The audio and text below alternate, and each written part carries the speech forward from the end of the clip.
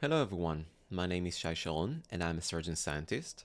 Today we're going to discuss how to write abstract in 10 minutes. First, who is this video for? First of all, it's for students, both clinical students and research students. It's for residents in medical and dental degrees.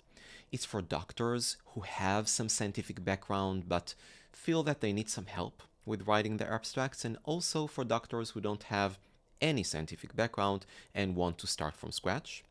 Finally, it's also for mentors who of course know how to write an abstract but sometimes feel that they need some tools in order to teach their students how to write abstracts from scratch. This video will cover first how to write an abstract from scratch, and also in the final section we're going to discuss should we use AI, artificial intelligence like ChatGPT, to write our abstracts for us, and if so, how are we going to do that? The focus of this video will be submitting abstracts for conferences and lectures, although the rules we'll discuss here will apply to any kind of abstract. First of all, let's define the problem. The big problem when we come to write abstracts is that writing an abstract just seems overwhelming. We don't know where to start. Also, many people who submit abstracts are in the beginning of their journey and they don't have any experience. There are good news here that mainly writing an abstract is very technical. There are rules for writing abstracts, and where there are rules, we can use them in our advantage in order to know how to write an abstract using those specific rules. There is also part of the AI again in our good news. We can use AI to write the abstracts, but spoiler alert, I will touch on it in the end of this video. I personally think that you shouldn't use AI, but we'll touch on it as we move along.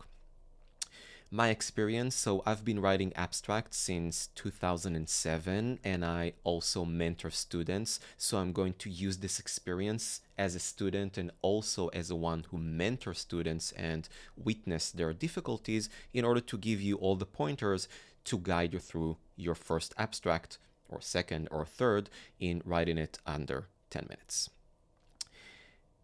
I know how to use AI to my advantage, but as I mentioned before, it's something that, my personal opinion, you shouldn't use it. But again, we'll touch it towards the end of the video. Okay, the blank screen, the writer's block. We know that we need to write an abstract. Our mentor told us, yeah, you have a conference in about a month or two. I want you to submit an abstract. And you sit in front of the screen and you don't know where to start. It shouldn't be that difficult as long as you follow some kind of a template. Sometimes you get some templates from the conferences or poster or abstract guidelines that you get, but these guidelines are very general and they don't give you the pointers that you need in order to actually write the abstract. The solution, you can just use my template. You will have the link down below for this video and you can use my Notion template. In general, I use Notion in order to write my abstracts and manuscripts, and I copy paste it into Word documents only at the end. But of course, many people write in Microsoft Word and there is no problem with it. Inside my Notion template, you will also find a link to a Word document, a file that you can use, and we will use today as our template to write the abstracts. Before we dive into the actual task and work of writing the abstracts, you need to do 5 things, okay, as part of your preparation. First of all, you need to define the state of affairs in the world, meaning your research comes to provide a solution to a problem or to change some kind of a state in the world. And we'll touch on it in just a few minutes if you didn't understand exactly what I meant by that. You need to define the problem that you want to solve. You need, of course, to define the aim of your research. You need to list the methods that you use. And you should have some kind of a figure with the legend, or at least a draft of a figure. A figure is the results that you have. Your results may be at a more primal stage, like having a Excel spreadsheet or Prism statistics that you want to present, or something very vague. But if it's too vague and you don't really know what are the results that you want to give your readers an opportunity to read, you should define it before you go to write the abstract. You should have a clear idea of the state of affairs in the world, the problem, the aim of your research, the methods that you use, and also the figure that you're going to touch on during your lecture or during your poster presentation.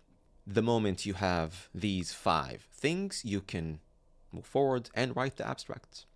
Let's start with our first step. The first step is very technical. The first step includes the title, authors, and affiliations. You can see right here, I am showing you my Word document itself. So let's touch on how my Notion page looks. So first of all, Notion. So when you click the link, you'll have this template, title, how to write an abstract in 10 minutes. Here you will see the abstract title. I highlighted the areas in orange where you should fill in the missing parts. So you have the title, you have your name, affiliations, background, objective, methods, results, and conclusion. And if you click this link of the Word document, you will see the Word document itself that has all these details that you can fill in. Okay, so this is what I'm touching here, and I copy pasted the area of the abstract title right here with the name and the affiliations. So first, the title. The title should describe your methodology, or a summary of your results. If you don't really know what your title should be, of course you can talk with your mentor about it and discuss it, and also you can wait with a part of the title until the end.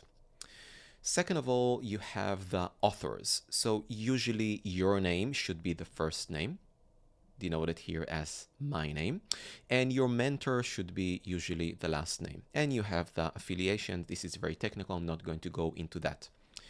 Usually the second name is the one who helped you the most, and the third one is the one who helped you but less. And more names or less names, of course, you're going to discuss it with your mentor, and then you'll decide which names and where they should be located. Very technical: title, authors, and affiliation.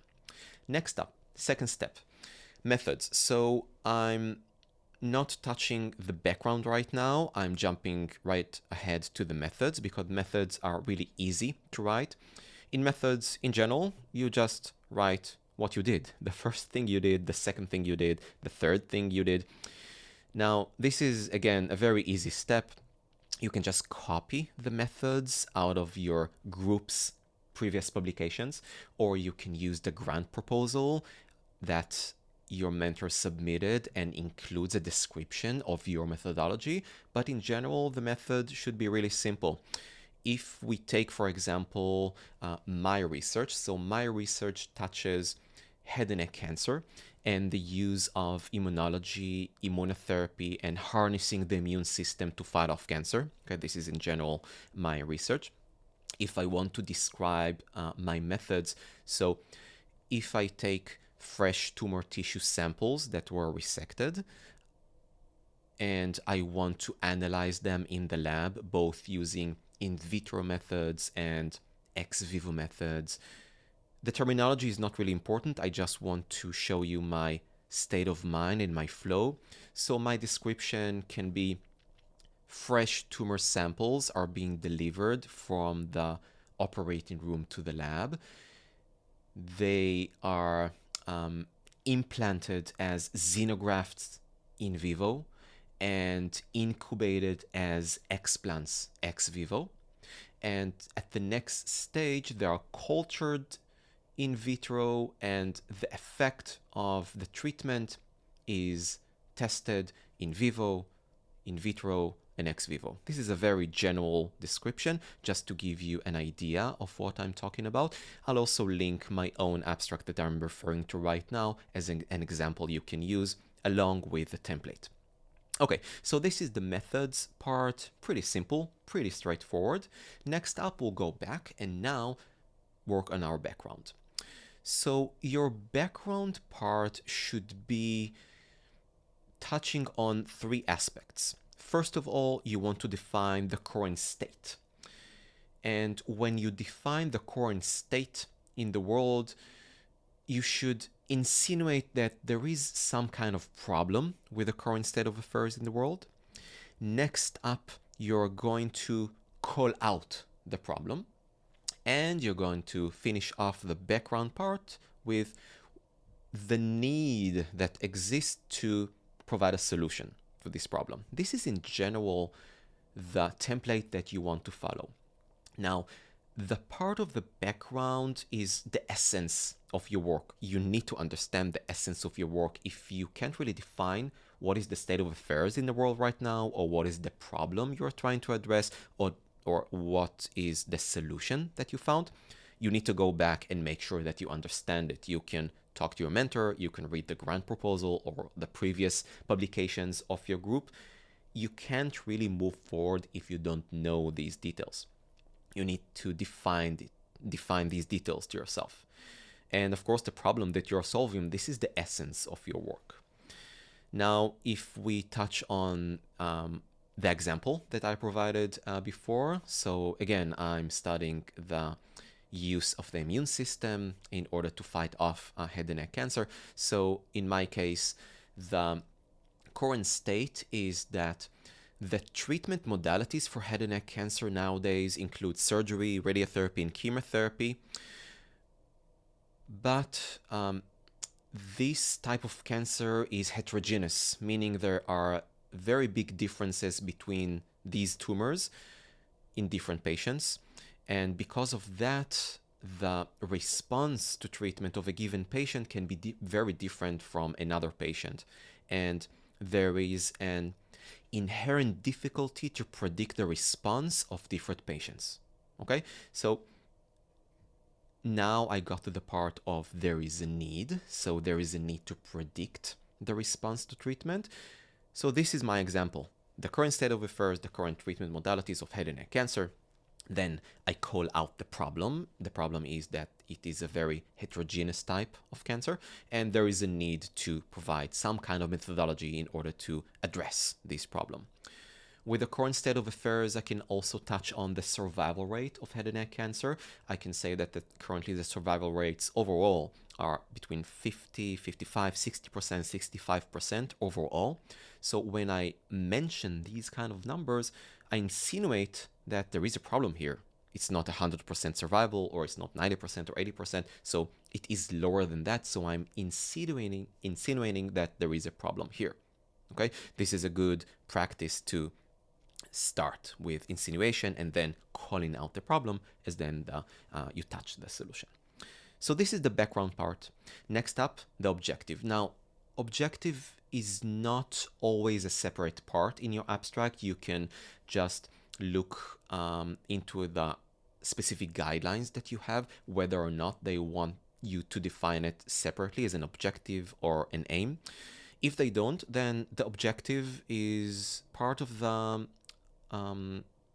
background. You can just finish off the background with your objective. If it does appear as a separate section in your abstract according to the guidelines, then you can just use the template of you want to develop a method to solve a problem by, and then you describe how, or you want to address the problem by, and then you describe how. Okay, so this is the objective part, which is very similar to the last sentence of the background, but sometimes they require you to separate the objective from the background.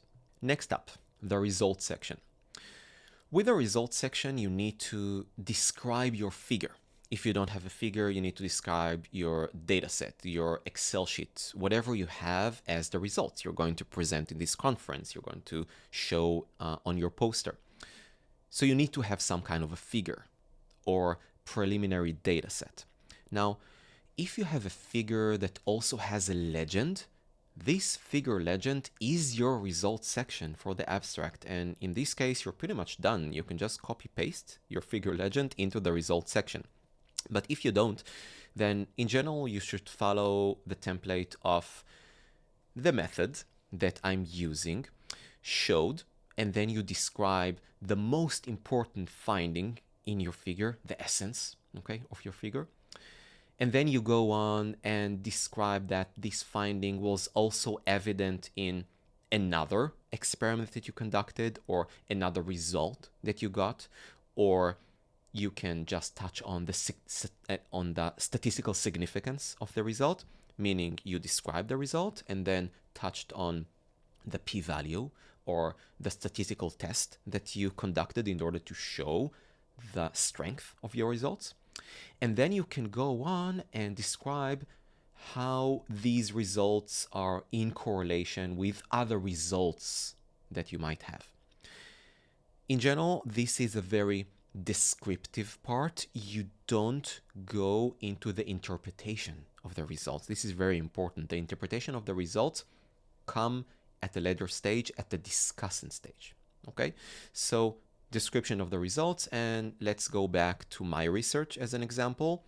So for example, my results can be if I found specific response pattern in the lab, meaning I treated those samples that I took out of tumors and analyzed them under the microscope or using other methodologies. So for example, my results section can start with specific response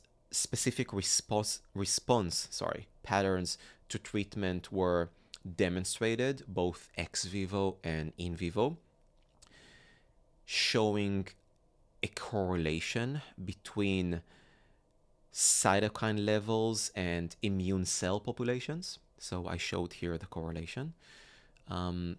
These pattern correlated with CD8 T cells and interferon gamma, and were in inverse correlation with the number of the regulatory T cells. That's it. That's my results section. Of course, you can elaborate more, but you saw that I described my results. I didn't interpret them, and I just touched on the correlation and the inverse or direct correlation that I found. But in general, you describe your results without going into the discussion. In our sixth step, we reach the conclusion. Now, I use the word conclusion here. You can also use the word discussion. They're pretty much similar or the same thing. And in the conclusion part, you can choose one of the two. Either you are describing methodology, okay, new methodologies. So you can start with, we propose a methodology that, and then you can describe again your results with interpretation. There is a very repetitive nature of the discussion by using the results. You are using the same wording from the results or similar wording and just paint them, okay? Paint them with the interpretation. You can also touch on the results themselves and not the method, if this is where your experiments go. So you can start with, we show that, and then you repeat the results and explain how they solve the problem. Remember the problem from the background.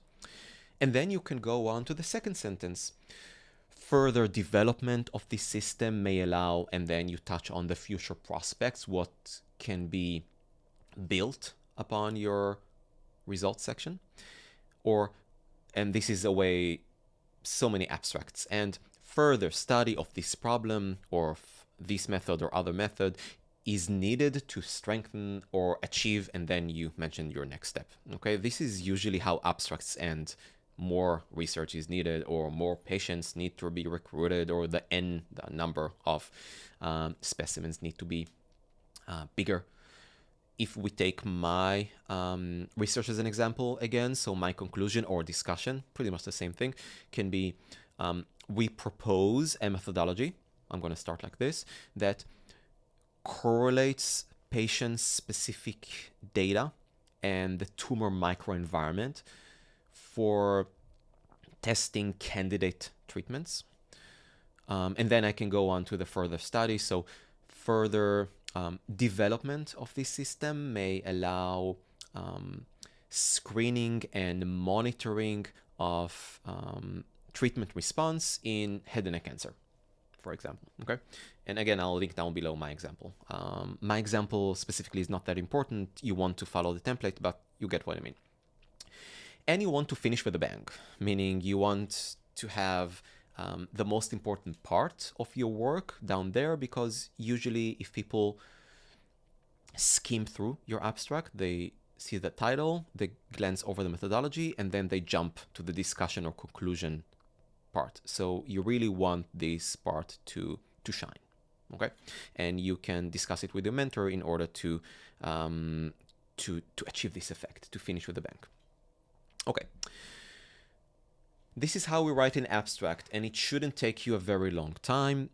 But now let's discuss whether or not we should use AI to write an abstract. AI, artificial intelligence, such as ChatGPT, but there are many other tools, AI.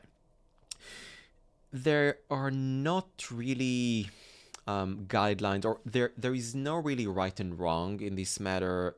At first, when ChatGPT came to the popular use case, then I remember many conferences, journals defining that ChatGPT is banned. You can't really use it. They're going to use tools in order to find out whether or not you use that. I don't think they can really find out if you have used ChatGPT to write your abstract, because abstracts are so technical. So I don't think they will know. I don't know, they might. I don't think it's wrong, okay?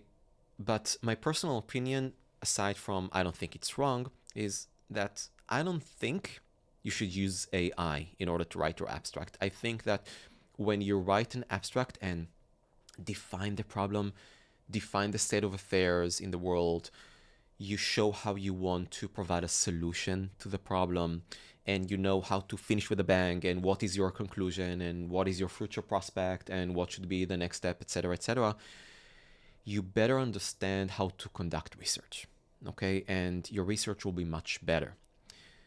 Other than that, when you grow up and become a mentor, or some of you at least will become mentors, and you want to guide your students, if you use ChatGPT to write your abstracts, you won't really know how to guide them. If I have used, I didn't have AI when I wrote abstracts back in the day, but if I've used AI to write my abstracts, so nowadays I couldn't have, made this video, I wouldn't know how to do all these things. So this is my personal opinion, but if you want to write your abstract with ChatGPT, let's try it together. I've never tried it before, okay? So I'm going to try it for the first time here. This is how I'm going to do it. So first of all, let's go into my Word template and let's copy paste it. Okay, and you can access the template using the link down below. And now let's go into ChatGPT. Let's move my face out of the way. Put him here. Okay. So let's give ChatGPT our guidelines. I'm going to give you a template of an abstract. Then I'm going to provide you with all the details that are necessary for you to write the abstract for me. Do you understand? Okay, and ChatGPT thinks, yes, I understand. Please provide me the template and the necessary details for the abstract, and I will help you write it. When I use AI, this is usually how I do it. I ask ChatGPT, do I understand? And sometimes it asks me for more details. Okay, this is just the way I do it. So here's my template, and let's paste the template. This is the template I gave you. Okay, great, I have the template. Now, please provide me with a specific detail for each section of the abstract. Oh, that actually gives me the instructions. Title, authors, background, objectives, methods, results. Okay, this is pretty cute. Okay, with information, okay, let's do it. Title. Okay, for title, let's see if ChatGPT can do the title for me. Write it for me. Names, leave it blank. I'll fill it out later. I don't really need ChatGPT to, write this for me. Background. So, head and neck cancer can be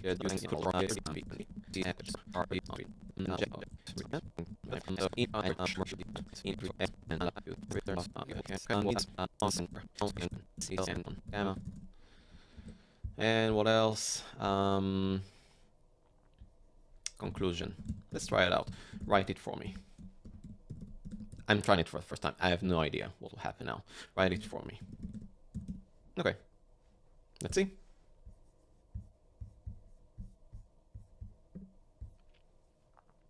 Oh, I have some typos here. Okay. Provided, here's the draft of your abstract with sections filled in as per your template. Title, Predicting Treatment Response in Head and Neck Cancer, Multimodal Analytic Approach. This is nice, actually.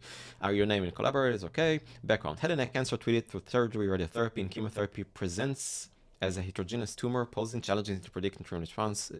This is a very bad way of putting it, but I'm the responsible, I didn't give enough information. Objective, to develop a method for predicting response to treatment in head and neck cancer using a novel multifaceted approach. Okay, very general, I don't like it. Method, fresh tumor tissue was procured and subjected to a series of treatments. My God, no one talks like this in research, including in vivo and in vitro methodologies. The samples were then analyzed using a combination of flow cytometry, Western blot. Okay, results, distinct response pattern were identified with a notable correlation observed between CD8. That's pretty nice. These findings suggest that potential biomarker for predicting. I don't like this. You shouldn't do that. Okay, this sentence should be in the conclusion, in the discussion. Okay, conclusion. This study proposes. Okay, mind you, the conclusion ChatGPT is writing for me. This study proposes a comprehensive methodology for predicting treatment response in head and neck cancer, highlighting the significance of CD8 T cells in interferon gamma key indicators. That's pretty okay. The insights gained from this research could pave the way for more personalized and effective treatment strategies. I think I used this wording in the past. Further investigation and validation of these biomarkers are necessary to enhance our understanding and approach towards managing head and neck cancer. That's pretty good. Feel free to monitor. Okay. So this is just an experiment that I conducted for the first time with you. In general, I think that if I had more time, I didn't want you, my viewers, to go through all me writing all the details. I didn't want to put in too many details because I didn't want to bore you. I think if I had put more details and gave a ChatGPT more description of my research, the abstract would have been better.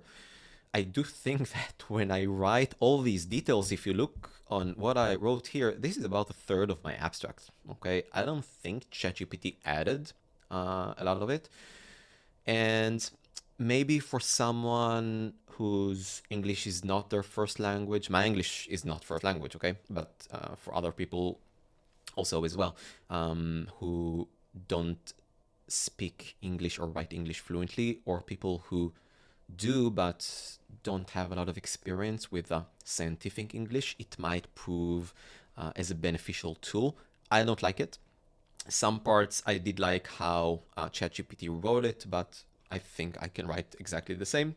So it depends whether or not to use it. I don't know. You can just make your own decision. Personally, I don't have a problem with it, although I advise you not to, but do whatever you want. Summary. Okay, so in order to write an abstract, you need to do the 5 things as we touched on in the beginning. You need to define the state of affairs in the world. You need to define the problem, okay, you want to address with your research. you want to define the aim of your research. Of course, your aim of the research is to solve this problem. You want to list the methods that you use, or just copy paste it from a grant proposal of your group or previous publications of your group. You want to have a figure with a figure legend. If you have the figure legend, then you're almost done with the results section. And then you touch on the discussion and just use the template. Again, I remind you, you can just go on to the Notion page. Where did my Notion go? You can go to my Notion page. The link is down below. I might update it in the future. Here you'll find the link to the abstract template. I think I'll add my own abstract that I just wrote together with you of head and neck cancer, just for you to see how a complete abstract looks like. I don't think my abstracts are magnificent, and I think many people who are watching it will say, I don't like this abstract. Okay, I think my abstracts are better. I don't like how you write it.